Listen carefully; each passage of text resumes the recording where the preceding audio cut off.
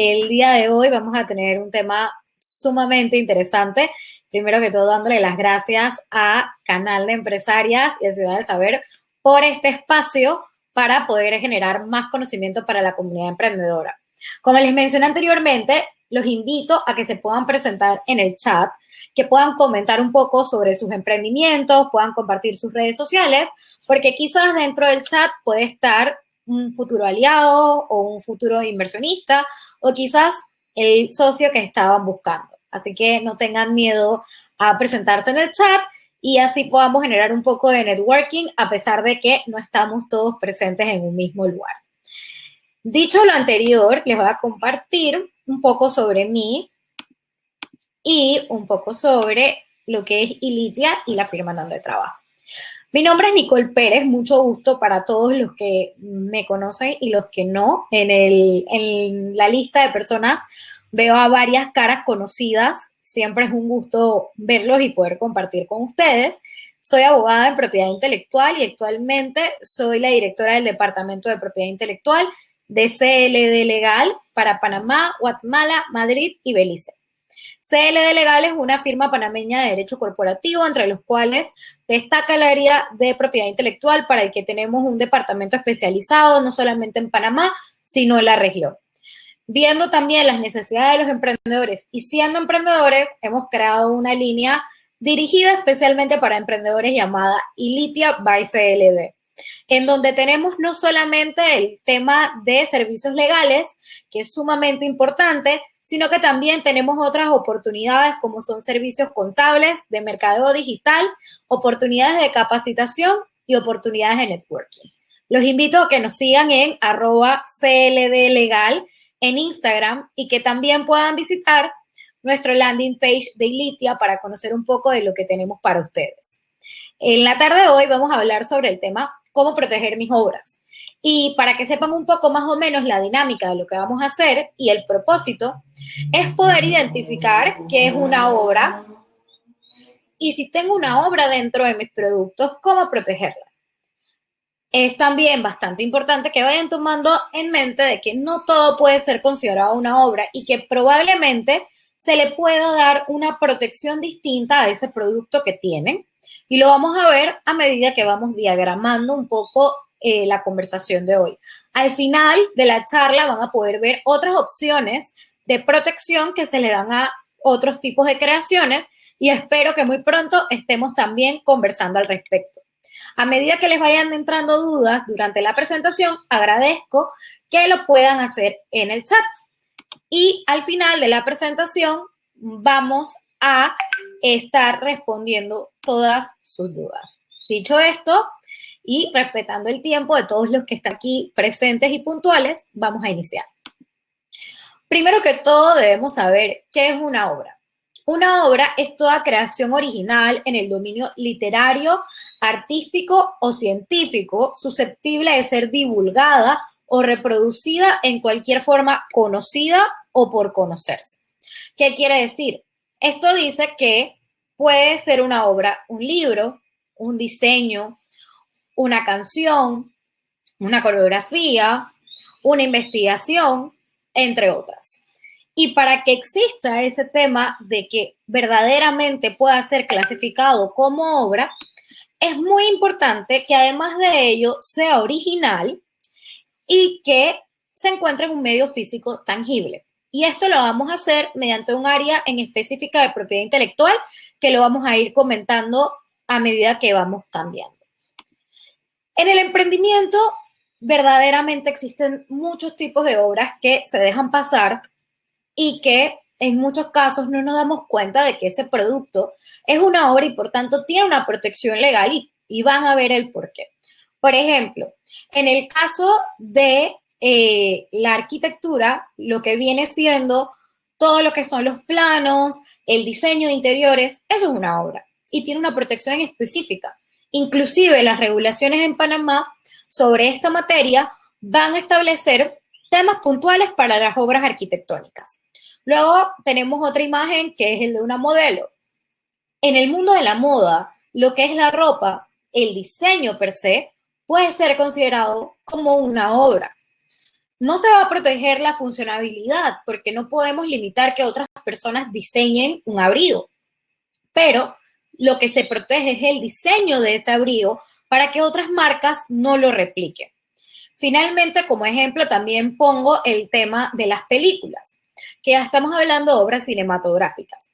La ley reconoce aproximadamente 15 a 16 tipos de obras, entre ellas las que acabo de mencionar, pero también se incluyen lo que van a ser los libros, folletos, el tema artístico, los programas de ordenador en Panamá se consideran como una obra y cualquier otro tipo de expresión literaria, artística o científica que sea capaz de cumplir con eso que anteriormente mencionamos. Ser original y poder ser plasmado en un medio tangible. Entonces, la ley no lo deja cerrado a un lineamiento en específico, sino que permite la oportunidad de que a medida de que ese saber del ser humano, esa capacidad de crear se vaya desarrollando, obviamente van a haber limitantes de lo que está escrito hoy en la ley porque no están adaptadas para lo que va a suceder en el futuro. Y por eso se deja ese numeral bastante abierto. Por lo que este tipo de obras novedosas pudiesen entonces entrar dentro del derecho a autor, que es el tema principal del día de hoy. Existen dos tipos de protección para las obras. Está la protección estatal a través de un registro, de lo que vamos a hablar en primera instancia, que es el derecho a autor, y está el tema de los contratos. ¿Por qué los puse aquí uno unido con la otra? Porque es muy importante que entiendan y tengan el conocimiento de que uno no hace que se evite tener el otro. Es necesario tener ambos dentro de un emprendimiento. Tanto esa protección estatal por registro como los contratos que permiten establecer relaciones sanas entre partes en donde se protege la intelectualidad del autor. Entonces, van uno de la mano del otro para poder generar y crear verdaderamente una protección adecuada, estratégica y sobre todo también poder tener oportunidades de negociación sobre estos activos intangibles y poder crear otras oportunidades de negocios. Ahora me dirán, ¿qué es el derecho de autor? Se define como el conjunto de derechos de un autor sobre la obra, es decir, los derechos que tengo yo, digamos, por ejemplo, como diseñadora de modas, sobre mis bocetos artísticos o sobre las telas que diseñé, por ejemplo, que pasa mucho. Entonces, esos derechos van a ser de dos tipos, los derechos morales y los derechos patrimoniales, que vamos a entrar en ello en las siguientes diapositivas. Por ahora, vamos a conversar un poquito sobre el derecho de autor, su naturaleza y si requiere o no requiere registro, qué sucede si quiero ir a otro país, porque estas son las preguntas más comunes que me hacen. Si bien es cierto, el derecho de autor nace en el momento de la creación de la obra, es decir, en ese momento en el que el autor plasma en un medio tangible la idea, la expresión de la idea, porque no se protege una idea per se, lo que se va a proteger es la forma de expresión. Por ejemplo, hay muchas historias románticas. Está la novela de Romeo y Julieta, por ejemplo. Yo no puedo impedir que otras personas desarrollen ideas de novelas románticas, pero no van a ser la misma expresión de Romeo y Julieta. ¿Ok? Eso es como una ejemplificación para que podamos estar en el tema bastante claros. Entonces, ya dijimos, primero, la protección nace al momento de la creación de la obra. Ahora me van a decir, me van a preguntar, pero Nicole, entonces, ¿no requiero registrar? No es que no se requiera registrar la obra. Sí existe un registro en Panamá actualmente, ha pasado por varias etapas y varias instituciones. Estuvo un momento en el Meduca, luego estuvo en el Ministerio de Comercio e Industrias y ahora está adscrito al Ministerio de Culturas, que es la Dirección Nacional de Derechos de Autor. Ahí se hace un registro, pero a diferencia de otros activos como las marcas, por ejemplo, ese registro no es necesario para surtir derechos a terceros. Es un registro meramente declarativo en donde yo le informo a la autoridad que existe un derecho de propiedad intelectual. pero no va a pasar por un proceso como en el proceso marcario. Si alguno aquí ha pasado por un proceso de marcas, ya es distinto. Aquí yo les estoy solicitando el derecho a la institución. Entonces, el proceso es más simplificado, es obviamente menos tedioso y es un poquito más expedito. Ahora, ¿por qué registrar si no es necesario?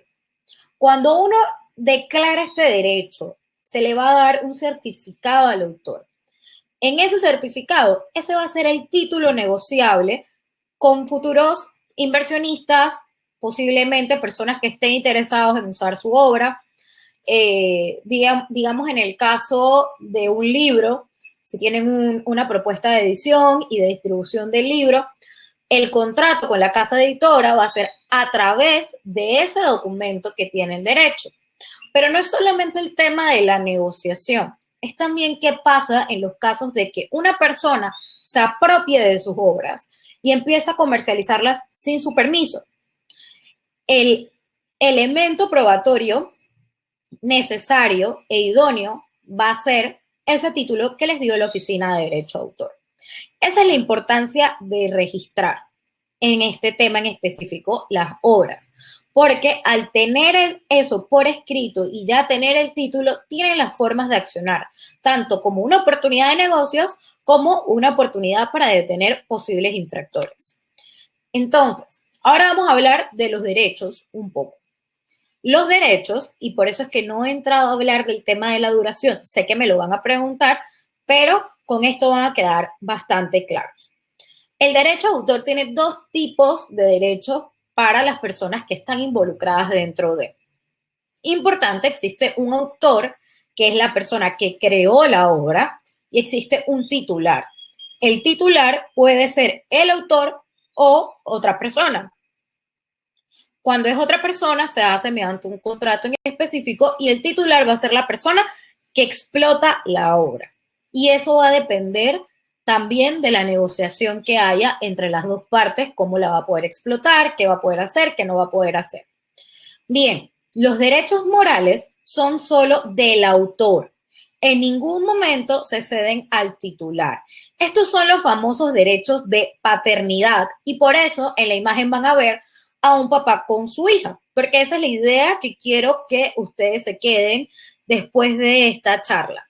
Los derechos de paternidad vendría siendo ese reconocimiento que yo tengo como autor sobre la obra y que a pesar de que pasen los años, siempre voy a tener. Vamos a utilizar otro ejemplo.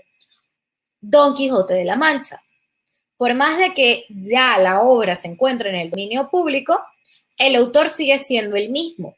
Existen muchas personas que han publicado el libro, lo han vuelto a escribir idénticamente, claro está, le han puesto otra tapa, lo han decorado de diferentes maneras, pero se le sigue atribuyendo al autor, a Cervantes de Saavedra, se le sigue atribuyendo la autoría de esta obra, a pesar de que ya se ha vencido un periodo que vamos a comentar más adelante, pero ese derecho de paternidad no expira, aunque la persona muera, aunque pasen siglos, aunque pasen los años que quieran pasar.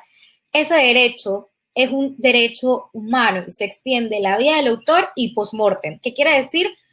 Podrá la persona fallecer, pero siempre se le tiene que atribuir esa autoría. Esa obra la hizo, en este caso, digamos, Nicole Pérez. Y así será por los siglos de los siglos, las veces que mi obra siga en el dominio público y siga siendo publicada. Entre sus características, como ven ahí, es que son intransferibles, no se lo van a poder pasar a un titular, no se puede. De hecho, hay casos en donde la ley habla bastante claro y hace que sea un poco complicada el tema de la figura, por ejemplo, para los casos de programas de ordenador, porque se incluye otra persona más que es el productor y con todo y eso, puede ser que yo esté encargando el programa de ordenador, es mi idea, pero el autor va a ser el programador. Y eso es lo que se le ha dado la interpretación a nivel judicial y doctrinal, no solamente en Panamá, sino en muchos países. Entonces, a pesar de que ahí haya un impulso de mi parte, verdaderamente el que está haciendo la gestión intelectual es el programador, no la persona que le está encargando el programa.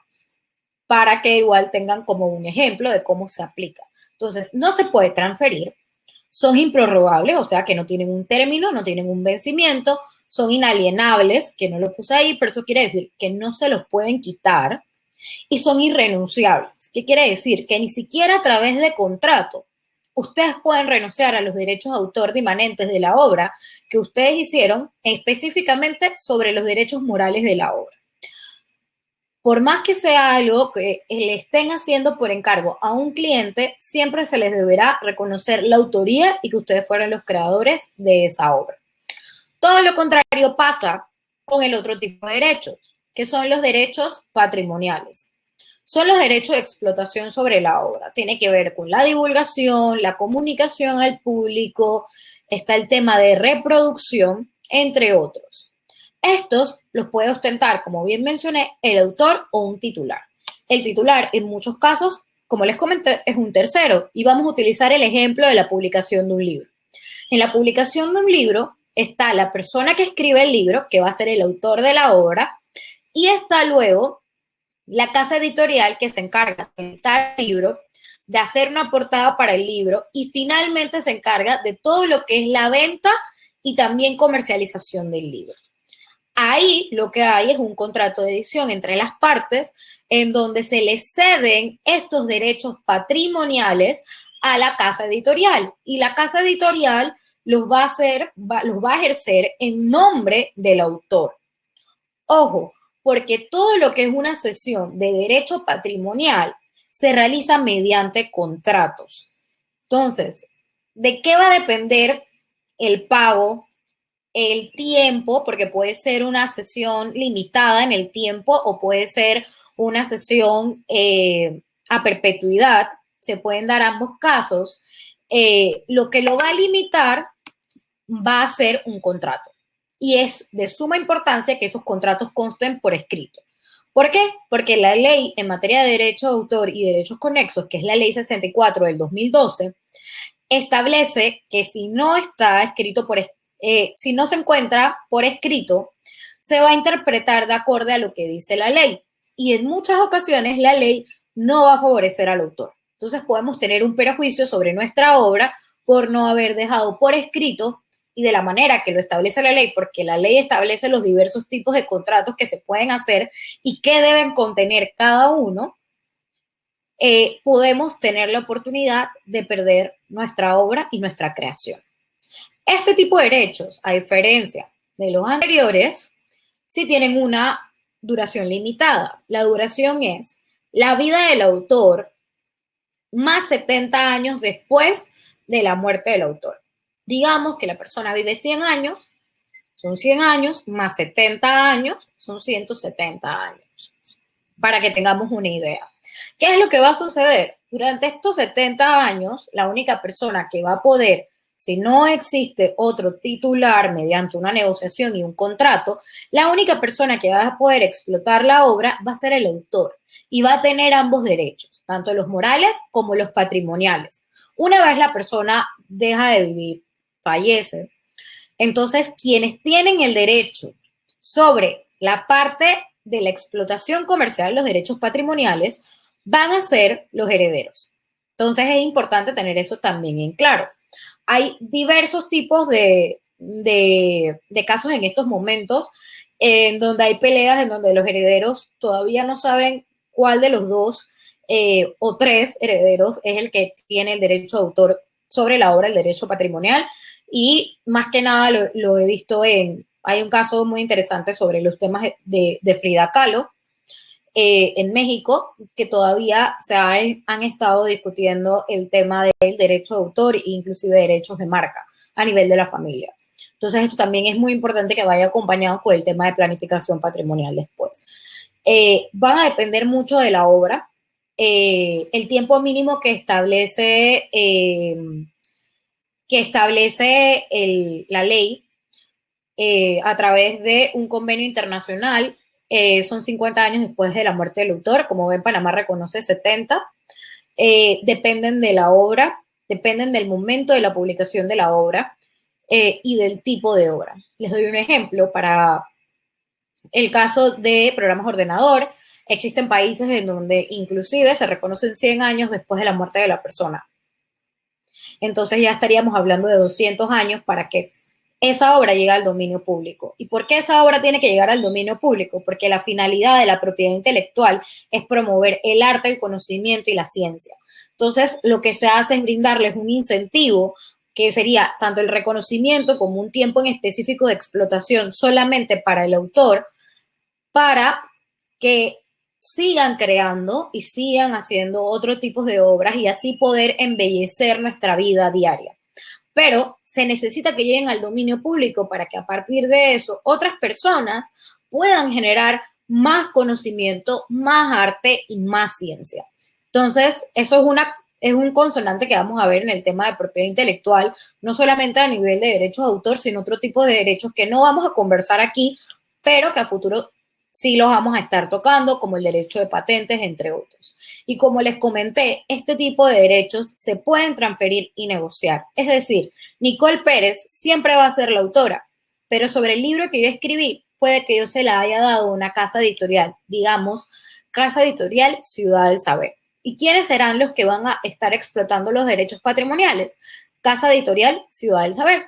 Yo solamente estaré ostentando las ganancias de lo que yo haya pactado en un contrato de edición con la casa editorial, a manera de ejemplo. Y asimismo se va a replicar en otras obras a través de la figura de obra por encargo. Ahora vamos a hablar de los contratos y acabo de ver una pregunta bastante interesante que habla sobre si hay una plantilla de contratos o un punto de partida. Bien, conversemos un poquito de las plantillas.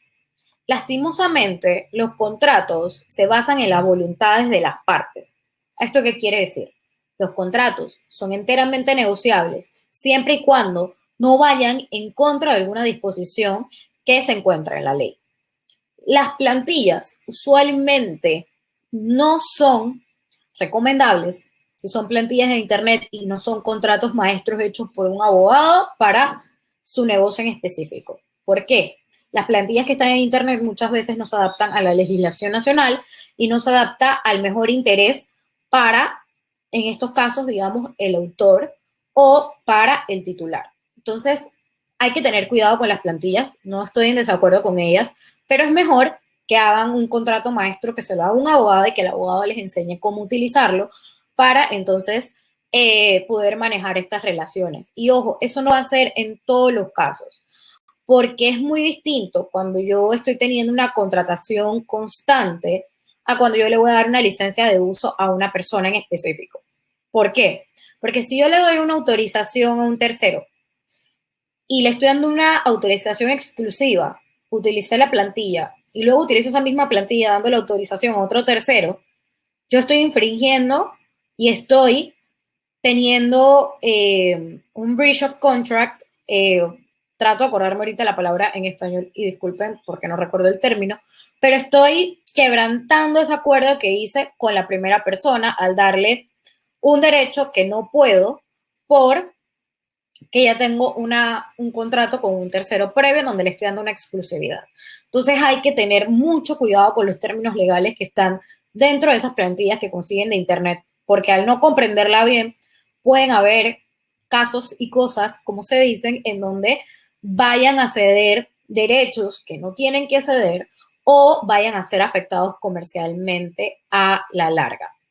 Entre los diversos contratos que hay en materia de derecho de autor para sus obras están las licencias o están las cesiones. La diferencia entre una y ambas es que una yo estoy autorizando un uso por un tiempo en específico y las cesiones usualmente es que yo te estoy cediendo los derechos patrimoniales a perpetuidad y sin ninguna limitante. O sea, te estoy dando todo respecto a mis derechos patrimoniales. Yo solamente quiero ser reconocido como el autor. Entonces, si ven, lo que cambia es la temporalidad y también la limitación sobre la obra. Ojo, porque como esto es una negociación comercial, me dirán, ¿cómo puedo obtener dinero o qué obtengo de esto? Ok, eso se va a pactar en el contrato, no lo establece la ley. Puede ser un pago inicial por haber cedido su obra o por haber autorizado el uso de su obra por un tercero. Puede ser un pago inicial con pagos recurrentes llamados royalties, que vendría siendo un porcentaje sobre las ganancias o un margen arriba también después del margen otorgado, un margen arriba también se puede hacer. Eso va a depender de la negociación. Entonces, ahí también es bastante importante. En el tema de las sesiones es distinto, usualmente es un pago inicial completo por un tiempo determinado y luego de ese tiempo se empiezan a pagar regalías, los famosos royalties. Pero nuevamente, la ley no exige en específico que sea un mínimo de pago, que sea en un momento en específico o que se haga regalías o un pago único o ambas. La ley no lo exige. Este es un área que es bastante flexible y que depende de la negociación entre las partes. Ya una vez hayamos determinado el tema del derecho de autor inicial y cuál es la obra que se va a negociar. Aquí lo que se estaría negociando solamente en estos contratos van a ser los derechos patrimoniales, porque recuerden que la obra podrá estar en manos de un tercero que la venda, pero siempre se les debe reconocer que ustedes fueron el autor de la obra. Está el contrato de obra por encargo, que es cuando, y lo mencionaba con anterioridad, cuando un tercero le encarga a una persona en específica que le haga una obra, le puede estar dando las direcciones, puede que no le esté diciendo nada, simplemente le digo quiero un programa de ordenador que me permita llevar mi contabilidad todos los meses, pero no le digo más nada, no le digo en qué color lo quiero ni nada por el estilo. Igual sigue siendo un encargo que yo estoy haciéndole a un tercero. Y en este tema es sumamente importante para las personas que desarrollan temas, digamos, empresas como diseñadores gráficos, como programadores, como les mencioné, como arquitectos, tener este contrato. ¿Por qué? Porque en este contrato van a hacer la limitación sobre los derechos y lo que ustedes van a entregar. Igualmente, en el caso de los diseñadores gráficos, que muchas veces me dicen, oye, pero es que yo solamente doy hasta cierta cantidad de pruebas y modificaciones. Eso se deja por sentado en este contrato. Pero aún más allá, ¿qué pasa con esas pruebas y modificaciones? ¿Puede el diseñador gráfico presentárselo a un tercer cliente o está limitado solamente a la persona a la que le presentó esas pruebas por primera vez? Entonces, eso también va a quedar en el contrato. Va a quedar también de que la persona que va a poder utilizar, por ejemplo, el logo para propósitos marcarios va a ser la persona que lo encargó, pero la persona que lo encargó siempre tiene que decir que el logo se lo hizo el diseñador tal. Y el diseñador tiene el derecho de poder decir que él hizo esa obra y que forme parte de su portafolio. Todas estas cosas se dejan en el contrato de obra por encargo, en el contrato de desarrollo de software, que va también dentro de esta misma. Pasa otro tema. Hay, y me ha pasado, personas en el mundo de la moda que me dicen yo diseño, pero yo le envío a un tercero mis diseños para que esa persona me lo fabrique. Eso es una obra por encargo. El diseño tiene una autoría. Yo estoy pidiendo que me lleven esa autoría a la realidad mediante tela. Y me dicen, no, lo que pasa es que luego vendieron la blusa que yo diseñé, idéntica, y le pusieron el nombre de otra persona, que era la persona que me hizo solamente el tema de cortar, pegar la tela. Ahí estamos infringiendo un derecho de autor. Entonces, el tema contractual, como les digo, cobra vital importancia en este tema en específico, porque si no se deja por sentado, van a quedar salvo las excepciones que tiene la ley, y eso va a depender de cada obra. Y no en todos los casos esto va a beneficiar al autor necesariamente. Entonces, sí se deben llevar los contratos, se deben tener por escrito y a la vez se deben tener el registro. Es un área muy flexible, un área en la que uno se puede beneficiar en la ley con los derechos que uno puede poseer. Sin embargo, si no se hacen estas dos cosas a la vez, no tenemos una protección adecuada. Está el tema de los contratos de edición, ya para lo que tiene que ver con edición literaria, edición cinematográfica, entre otros, y están los famosos contratos de confidencialidad. ¿Por qué son importantes? Si probablemente estoy desarrollando una obra, tomaré de nuevo el tema del programa de ordenador porque es mi área favorita y me encanta. Si yo estoy desarrollando un programa, yo se lo voy a presentar a un posible inversionista o a una persona que quiero que sea mi socio y yo todavía no he formalizado esa relación. Es como si yo le abriera la puerta de mi casa a todas las personas que pasan y les digo, entre por favor, ¿se quiere tomar un café conmigo? Es lo mismo. Si yo no tomo las medidas preventivas para que la persona no vaya a infringir mi derecho y tampoco tengo un registro, porque es que todavía estoy en proceso de desarrollo, entonces yo puedo tener problemas. Ustedes me dirán, y la respuesta es muy clara. Si yo dejo la puerta abierta en estos momentos, o digamos un poquito más tarde, a las 11 de la noche, de mi casa, ¿qué va a pasar? El que pase puede entrar, me pueden robar e inclusive me pueden causar un daño a mí o a alguno de los miembros de mi familia. Lo mismo pasa en el caso de que ustedes no tengan contratos de confidencialidad y estén divulgando sus obras con terceros o no tengan, digamos, el derecho de autor que les permita detener a esos terceros en caso tal de que se apropien de sus obras. Van a decir, oye, no, pero en la práctica eso no pasa. Sí pasa. Pasa mucho que hay personas que se atribuyen la titularidad a una obra y dicen, yo fui el autor. Y verdaderamente no fue el autor. Y cuando esto llega al arbitrio de un juez, es decir, a un caso, probablemente la persona que es el autor, si no tiene la forma probatoria adecuada para poder comprobar que efectivamente es el autor, se le va a dar a la otra persona si la otra persona tiene la capacidad de comprobarlo. Por eso es que nuevamente les digo, el tema de contratos y de registros van de la mano en esta área en específico. No así van a pasar en los otros tipos de derechos en una constante tan seguida como en el tema de derecho de autor. Pero en este tema en específico, sí. ¿Qué contratos van a necesitar? Eso va a depender del tipo de obra que ustedes estén desarrollando. Cuando hay un contrato de obra por encargo, por ejemplo, dentro de ese contrato se establecen cláusulas de confidencialidad y por lo tanto no es necesario desarrollar un contrato de confidencialidad y un contrato de obra por encargo. ¿Estamos claros en eso? Pero si ya ustedes van a desarrollar, por ejemplo, el tema de los inversionistas, sí es necesario que tengan un contrato de confidencialidad. Si están explorando un posible socio y le van a presentar la idea que ustedes tienen, lo que ustedes han desarrollado y demás, sí necesitan un contrato de confidencialidad con cláusulas en específico de no competencia, de reserva de lo que va a ser el secreto, y otras cláusulas más. ¿Qué va a pasar en caso tal de que la persona hable? ¿Cuánto tiempo está limitado para desarrollar algo similar? O sea, todo va a depender de la situación en específico.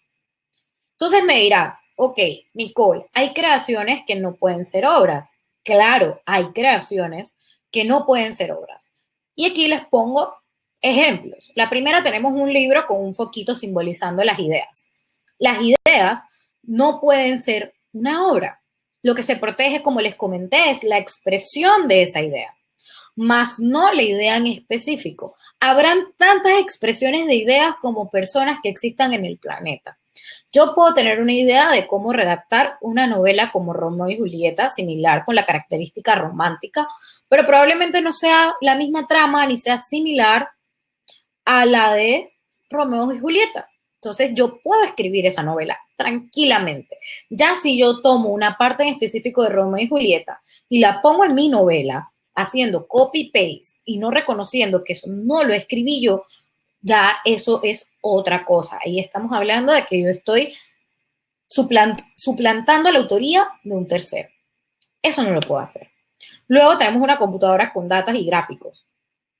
Los datos, los meros datos, no son objeto de protección mediante derecho de autor. O sea, las bases de datos, los datos que están ahí contenidos no se protegen. Lo que se protege para el caso en específico de las bases de datos va a ser la forma en la que yo diagramo esos datos. Pero si dentro de esa base de datos, por ejemplo, estoy yo, y ahora que viene la ley de protección de datos personales, que también es bastante interesante, estoy yo, está mi nombre, Nicole Pérez, con mi número de teléfono y mi correo electrónico. Yo no puedo impedir que otras bases de datos tengan mis datos, al menos que yo le haya dicho que no quiero que lo tengan y no quiero que lo traten. Lo que yo le puedo pedir a otras bases de datos, y no sé si se acuerdan, porque ya eso ya no se usa, de los directorios telefónicos, cómo estaba diagramada la información. Eso era lo que se protegía. Nadie iba a poder hacer un directorio telefónico igual, pero todo el mundo podía recoger el número de todas las empresas y de todos los habitantes de Panamá y ponerlos en un libro. Eso es importante que lo sepan. Entonces, ahí la diferencia es cómo está diagramado. Eso es lo que se protege, no el dato per se. El dato per se tiene la protección a través de la protección de datos personales. Es un tema distinto. Estamos hablando de derechos de la privacidad, pero no nos vamos a meter en eso porque si no nos vamos en otro tema. Están las noticias o los meros datos del día a día. Por ejemplo, yo no puedo impedir que un programa de televisión, las noticias de un canal en específico, vayan y digan la misma noticia que el de otro canal en específico. Pueden hacerlo. Lo que va a ser diferente es cómo lo va a hacer el locutor, cómo va a ser la grabación. Obviamente la grabación no va a ser la misma, la fotografía no va a ser la misma, la forma en la que están hablando en cuestión los presentadores no va a ser la misma. Entonces, por eso no se puede proteger el tema de las noticias. Y luego tenemos el tema de las expresiones del folclore. Expresiones del folclore, dígase el sombrero pintado, dígase la saloma, entre otras. Ojo, porque hay cantos folclóricos que claramente están escritos por un autor y que se les tiene que reconocer la autoría. Pero no necesariamente porque es algo folclórico quiere decir que está clasificado como una expresión folclórica. Eso hay que tenerlo muy claro. Las expresiones folclóricas son todo lo que tenga que ver con la idiosincrasia panameña. Sin embargo, recordemos de que no puedo decir, por ejemplo, que una de las canciones de tamborito más populares no tiene una autoría, porque sí la tiene y hay alguien que la escribió a pesar de la popularidad que tiene. Cuando ya estamos hablando de expresiones folclóricas, estamos hablando del tema de la pollera. Nadie puede decir que es el autor de la pollera. La pollera es algo que nos pertenece a todos. El sombrero pintado, entre otras. Entonces, hay otros activos que proteger, pero no lo puedo hacer a través de lo que acabo de mencionar. Y en un emprendimiento podrán existir o no obras. No todos los emprendimientos tienen un producto que pueda caer dentro de esta clasificación que acabamos de conversar.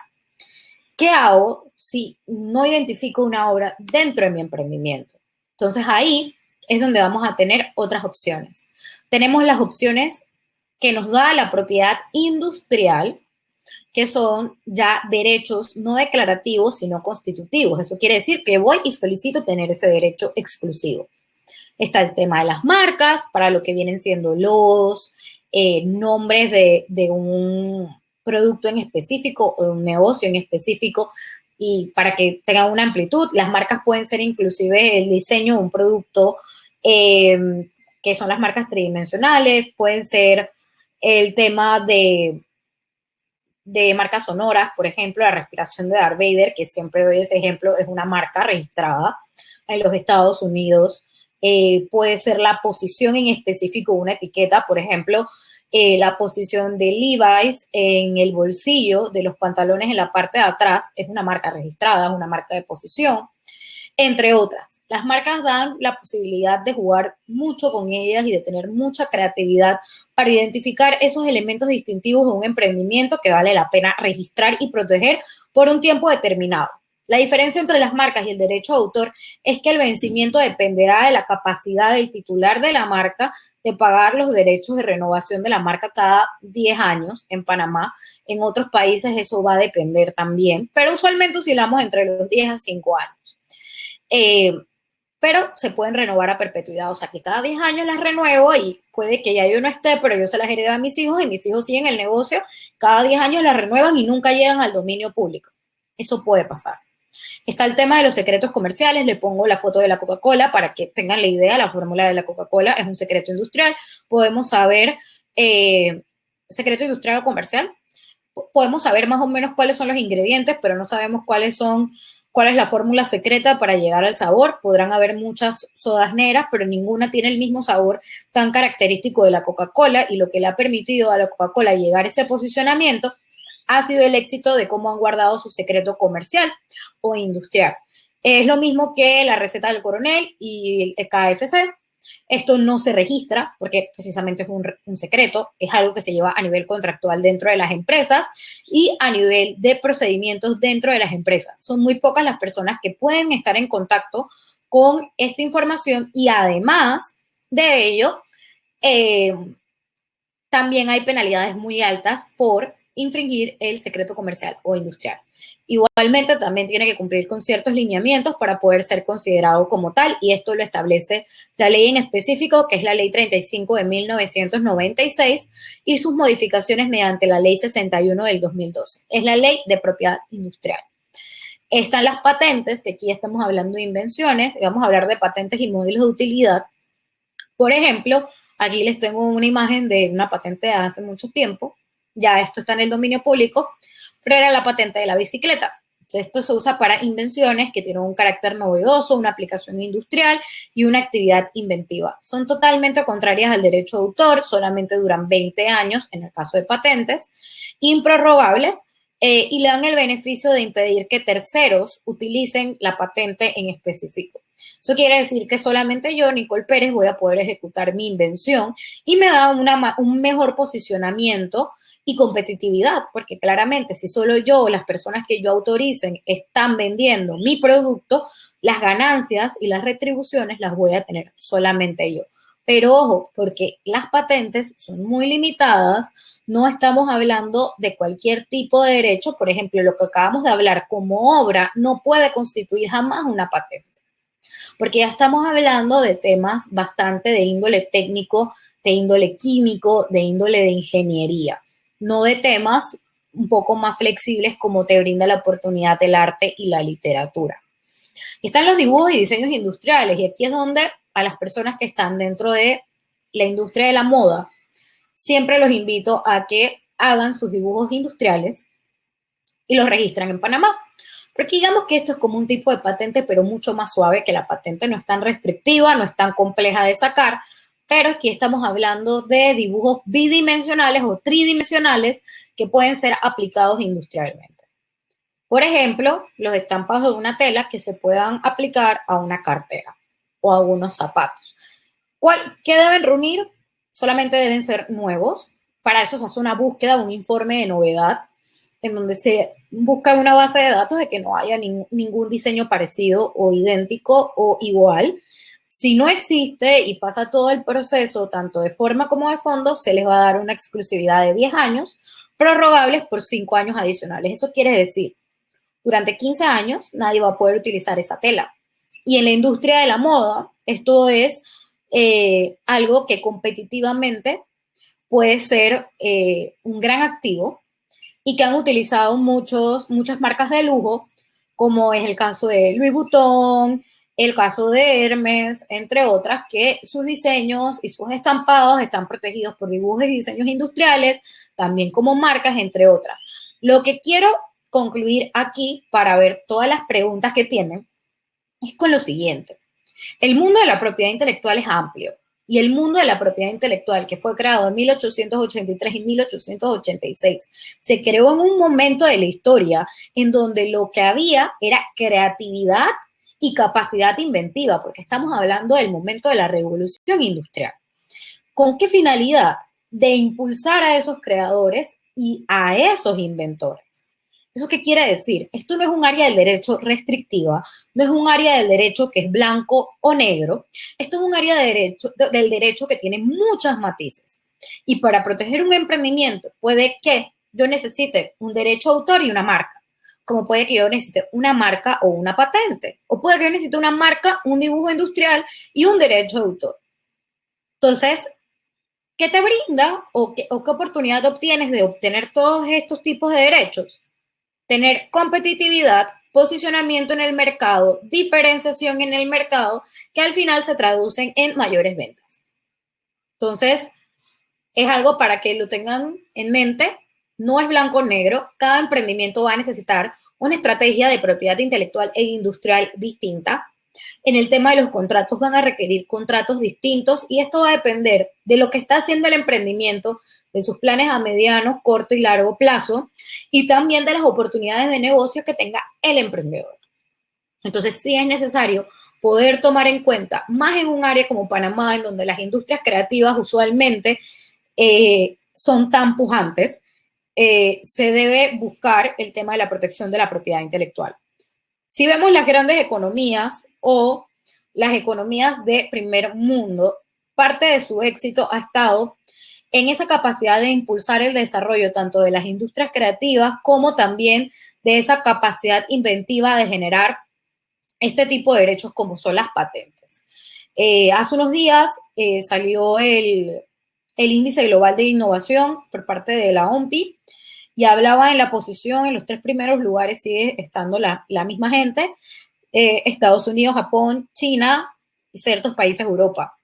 Y cuando vemos cuál ha sido el progreso de esos países, ha sido un progreso, como les comenté, basado en propiedad intelectual y basado en transferencia tecnológica, transferencia del conocimiento y desarrollo de las ciencias y de las artes. Entonces, hacia allá tenemos que ir. La propiedad intelectual es la forma de poder promover un desarrollo equitativo, tanto para el país como para el inventor o creador en específico, y por eso es que es un área tan bonita y tan diversa y les permite muchas oportunidades a ustedes como emprendedores. Dicho lo anterior, muchas gracias. Vamos a la parte de las preguntas, voy a verlas y las voy a tratar de responder todas, como siempre. Y pueden obtener más información en los correos que están aquí, si tienen alguna duda, si están interesados en hacer algo, registrar una marca, un derecho de autor, con todo gusto nos pueden escribir, o si quieren conocer un poco más de Ilitia, como les comentaba al inicio, nos pueden enviar un correo y con todo gusto los vamos a estar atendiendo. Voy a ir leyendo de arriba hacia abajo. Lo primero que nos pregunta es Ana Norato. Hola Ana, un gusto verte de nuevo, te he visto en varias charlas. Me escribe, buenas tardes, ¿cómo puedo saber si una canción está registrada sin tener que ir a Mi Cultura? ¿Se puede buscar en la página? Lamentablemente no es como las marcas, que sí hay una base de datos en específico, que es la base de datos de la página web de la Dirección de Registro de Propiedad Industrial. Sí te toca ir al Ministerio de Cultura, pero igual tienes que tener en cuenta de que no importa si la canción está registrada o no, si la canción fue creada, tiene el derecho desde el momento de la creación. Entonces habría que ver bien qué es lo que deseas hacer, pero recuérdalo, es un derecho meramente declarativo. Yo le estoy diciendo al gobierno que yo tengo un derecho. No le estoy pidiendo al gobierno que me dé un derecho, como es en el caso de la propiedad industrial. A ver, buenas tardes. ¿Qué sucede cuando uno necesita hacer un focus group para una aplicación de computadora? Usualmente, si vas a hacer, Mónica, un focus group, es necesario que a las personas que invites les des un contrato de confidencialidad y que aparte de eso establezcas cláusulas de no competencia, en donde ellos estén informados qué es lo que se va a realizar en el focus group, con qué finalidad. No le tienes que decir específicamente que va a ser el desarrollo de un programa de ordenador. Ahí solamente estás estudiando el mercado, no hay una originalidad, no hay una creatividad. Verdaderamente el que va a tener la originalidad y la impronta personal que nos habla del derecho de autor va a ser la persona que haga el programa de ordenador. Sin embargo, sí es necesario que establezcas un contrato de confidencialidad y que ese contrato de confidencialidad hable sobre el tema de no competencia, porque no sabes al final si alguien luego de ese focus group crea que probablemente la idea que tienes sea un poquito llamativa para desarrollarla también. Entonces, para poder blindarte, lo más importante es que tengas el acuerdo de confidencialidad. Nos escribe una colección de libros infantiles y quiero mandar a ilustrarlo. ¿Esos dibujos puedo usarlos en otras cosas? No. Los vas a poder utilizar en caso tal de que la sesión, el contrato de sesión, así lo implique. Entonces es necesario que lo puedas poner con la persona que te lo vaya a diseñar y dentro de ese contrato se establezca que vas a tener la libertad de utilizarlo con otros fines distintos para los cuales contrataste al diseñador. Por ejemplo, el fin que tienes es ilustrar el libro, pero si tú no estableces que vas a hacerlo también para fines distintos, entonces para esos fines distintos vas a tener que probablemente pagar un poquito más por esa sesión. Entonces, sí tiene que estar implícitamente en el contrato. Si no está, no lo puedes realizar y puedes tener, digamos que, ciertos problemas porque si la persona desea puede iniciar procesos legales en tu contra. Sirve como prueba de autoría un registro en una plataforma blockchain. No. Verdaderamente una prueba de autoría para mí vendría siendo una obra fechada, vendría siendo imágenes en donde se ha estado utilizando la obra y que las imágenes se les pueda acceder de cierta manera a la fecha. Eso usualmente se puede, para que sepan, a través de peritaje informático, en el caso de que se haya tomado las fotos en un celular, por ejemplo, que hayan sido guardadas en las nubes, entre otras. Y como les digo, lo principal va a ser el registro de derecho de autor. Ojo, lo bonito de la propiedad intelectual también es que te permite argumentar muchas cosas y habría que analizar el caso que dices, me parece sumamente interesante, pero la autoría no te la va a brindar un registro en una plataforma blockchain. Para eso, cada país tiene su autoridad en temas de derecho de autor en específico y para eso se tienen que hacer los registros correspondientes. No es algo que te pueda dar un tercero, es algo que te tiene que dar el Estado. A ver, ¿cómo registro la obra o invención para asegurar los derechos de autoría? Nuevamente, no requieres tener el registro para que surta efectos, pero es altamente aconsejable por los temas que anteriormente yo mencioné. Aquí en Panamá es bastante sencillo. Si el autor va, es mucho más sencillo. De hecho, se va con una copia de la obra, se lleva un formulario y se pagan unos timbres. Aproximadamente, por la cantidad de trabajo que también tiene la oficina, y eso hay que estar claros, el título se otorga en 3 meses. Los casos son más complejos cuando ya estamos hablando de sesiones en donde hay que en el formulario establecer la titularidad. En los temas de programas de ordenador son súper complejos los registros porque estamos hablando de 3 personas, autor, productor, titular, y, o en el caso en el que vayas a inscribir una licencia también a la vez que estás registrando el derecho de autor. En teoría no necesitan inclusive un abogado para esto, lo pueden hacer ustedes mismos. Si requieren la ayuda de un abogado, entonces lo hacen a través de un poder. El registro se debe ir haciendo en cada uno de los países en donde la obra vaya a tener presencia. Por ejemplo, si solo van a tener presencia en Panamá, por ahora pueden registrarla en Panamá. Luego, si van a Estados Unidos, la pueden registrar en Estados Unidos. En Estados Unidos es un sistema online. Inclusive en Estados Unidos se pueden registrar los Short Literary Forms, que no es más que los posts de redes sociales y lo que ustedes escriben en Twitter, en Instagram o en Facebook. Pero esto va a depender de la originalidad de los mismos también. Entonces, verdaderamente son procesos sencillos. En todas las oficinas son bastante sencillos. Se caracterizan por los convenios internacionales de ser procesos no formalistas, de ser procesos, digamos, que no van a pasar por un proceso de examen como una patente, que una patente, les doy un ejemplo, puede demorar hasta 2 años en sacar el derecho nacional aquí en Panamá, por la cantidad de exámenes que tiene que pasar. Y esto no solo pasa en Panamá, asimismo se replica en todos los países del mundo. Si es una patente internacional, por ahí anda la gente de la UTP, no me dejarán mentir que demora aún más de 2 años. Entonces, eso va a depender, pero nuevamente, los registros de derecho de autor son sumamente fáciles, son sumamente sin exceso de formalidades, y yo creo que eso es una gran oportunidad para los emprendedores en estas áreas. A ver, con todo gusto, acá estamos en la Fundación Tocando Madera. Un saludo a Gigo Sugasti. Un placer tenerte aquí. Tenemos, buenas, ¿qué ocurre cuando no hay contrato? El cliente te pide una obra, te compra muchas veces y luego la reproduce con otra y tengo la obra registrada bajo mi nombre. Ok, si tienes la obra registrada bajo tu nombre, tú le puedes enviar una carta de cese y desistimiento a la persona, donde le notificas que deje de hacer lo que está haciendo, o si no, vas a incurrir en acciones legales correspondientes. Ojo, la carta de cese y desistimiento no es necesaria para poder cumplir un proceso. Tú pudieses ir inmediatamente y, o uno, denunciarlo, primero que todo, ante la Fiscalía de Propiedad Intelectual, por la presunta comisión de un delito contra el derecho de autor y derechos conexos, o, que es lo que más prospera y lo que más rápido se soluciona, instaurar un proceso ante los juzgados de competencia y libertad del consumidor por una infracción de derecho de autor, reclamar daños y perjuicios, entre otras, y usualmente esto permite que al iniciarse la contraparte ceda y deje de usarlos y también llegue a una negociación para indemnizar a la persona afectada, sin tener que terminar todo el proceso. Habría que ver el caso en específico y ver qué se puede hacer, pero la verdad es que hay muchas opciones y todo depende tanto del presupuesto como cuál es la mejor estrategia para el caso en particular. Tenemos a Karen Belandia de Tasas y algo más PTY, ya saben, síganla en Instagram. Bueno, Julio, te comenté lo de los contratos. Tenemos a Tulia de Tizi Torres, fotógrafa, y bueno, a ver si hay alguna otra pregunta. ¿Qué es el Poor Man Copyright?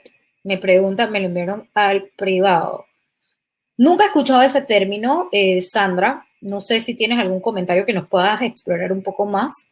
Si quieres o te han dicho que es una opción para no registrar, no lo creo, no es existente, no conozco una ley todavía al respecto, pero es bueno que nos puedas decir a ver qué te han comentado. Hola, en la música, ¿cómo funciona? Produce Panaye y SPAC a diferencia de mi cultura. Ok, lo importante que ustedes sepan es que estas son entidades de gestión colectiva. ¿De qué se encargan ellos? Ellos se encargan de ejercer los derechos patrimoniales en nombre del autor. Usualmente lo que se encargan es de recolectar las llamadas regalías porque pongan sus piezas en discotecas, en restaurantes, entre otros. Entonces ellos se encargan, cuando ustedes se inscriben, de recoger esas regalías y hacerles el pago a ustedes en su nombre. Están reguladas por ley, tienen que estar inscritas, tienen que estar reconocidas, si no, no entren a negociar con una entidad de gestión colectiva. Las que me mencionas están, y eso es lo que ellos se encargan, de hacer el ejercicio de los derechos patrimoniales por ustedes, en específico con el tema de las regalías.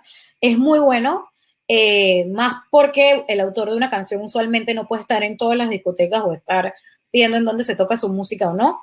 Y para que sepan que tocar una canción o reproducirla en un restaurante, eso no es un uso justo, eso hay que pagar por ello, y ese es el concepto de regalías, y eso depende del músico, del posicionamiento que tenga, entre otros, y estas entidades de gestión colectiva los pueden orientar muy bien para saber cuánto sería el precio determinado por sus regalías. Es súper bueno que estén metidos en eso y que se puedan acercar y conocer un poquito más de lo que les dice. En estos días leí que los artes que hago en la aplicación Canva, ¿ok?, no puedo usarlas como quiera, aunque pago una mensualidad de $13 por la versión premium. ¿Sabes algo de eso? Ok. Cuando ustedes utilizan páginas web, Canva tiene muchos elementos que son diseñados por ellos. Ellos les están dando una licencia, ustedes lo que están contratando es una licencia de uso sobre esos artes. Aparte de eso, eso es una relación contractual entre ustedes y la plataforma. Si los términos y condiciones de uso dicen que hay limitantes para lo que los puedes usar y para lo que no, tienes que ceñirte a lo que dicen los términos y condiciones de uso. Es lo mismo que cuando utilizas Instagram. Instagram te habla sobre temas de propiedad intelectual y te dice que tú le das una licencia no exclusiva a perpetuidad en territorio mundial sobre el contenido que usas en Instagram. O sea que verdaderamente tienen que leer los términos y condiciones de uso y estarán suscritos a lo que ahí está. Es como cuando uno adquiere una hipoteca de una casa, uno se le da un contrato de hipoteca que dice cuáles son los términos, si puedes vender o no la casa durante la hipoteca, y muchas veces que eso está limitado y te dicen que no. Cuánto sería el pago, si es mensual, si es quincenal, qué pasa si abonas a capital y no hay interés, si lo puedes hacer, si existe una penalidad por terminar de pagar antes la casa. Así mismo funciona el Internet y cada plataforma que ustedes vayan a entrar, cada una va a tener ese contrato que son los términos y condiciones de uso que les van a decir qué pueden, qué no pueden hacer con respecto a lo que ustedes están sacando de Internet. Me dice Alejandro Delgado, ¿y qué hay con el convenio de París? Bueno, Alejandro, el Convenio de París es la norma internacional que se encarga de regular el tema de propiedad industrial. Panamá está suscrito, está adherido al Convenio de París. Hay ciertos derechos, como está el derecho de trato nacional, que están controvertidos en el caso de que si está registrado a un lado, el registro surta efecto acá, o que si lo que se está hablando es que se les permite la misma oportunidad de registrar a todos por igual, a pesar de que tengan diferentes nacionalidades o ciudadanías o domicilios. Entonces, y aquí en Panamá el tribunal tiene una especial interpretación al respecto, que muchos abogados creo que no concordamos. Pero sí, el Convenio de París vendría siendo como el marco regulatorio a nivel internacional en base a lo que las partes que están suscritas tienen que promulgar sus leyes. Panamá tiene una ley en base al Convenio de París, en base al Tratado sobre el Derecho de las Marcas, que es el TLT. También está suscrito a otros convenios internacionales que regulan la materia y que por tanto también modifican las leyes en Panamá y se han hecho las adecuaciones pertinentes para tal, como el convenio de cooperación, el Tratado de Cooperación en materia de patentes, el PCT, entre otros, ya en variedades vegetales, en temas de conocimientos tradicionales, entre otros. Pero sí, eso sería lo que pasaría ya en el tema de que si hay una prioridad de marca, una prioridad de patente. Yo digo que mejor es no tocar ese tema porque es mucho más profundo y eso lo haremos en otra charla que estoy segura que mis amigos de Ciudad del Saber me dirán y lo estaremos realizando pronto. Aquí Isabel muy bien dice, Canva es una app pública, tú pagas por el derecho de uso, no son tuyos, o eso no lo puedes registrar porque no son tuyos. Ojo, si ustedes hacen un derecho o un arte original sin ningún elemento que es propietario de Canva, se pudiese decir que sí, porque la oficina de derecho de autor no les va a preguntar aquí en Panamá si ustedes lo hicieron o no en Canva. Y de hecho yo no puedo agarrar el diseño de otra persona y modificarlo. Más si lo tengo guardado como un arte privado. El tema es bastante controvertido, la verdad.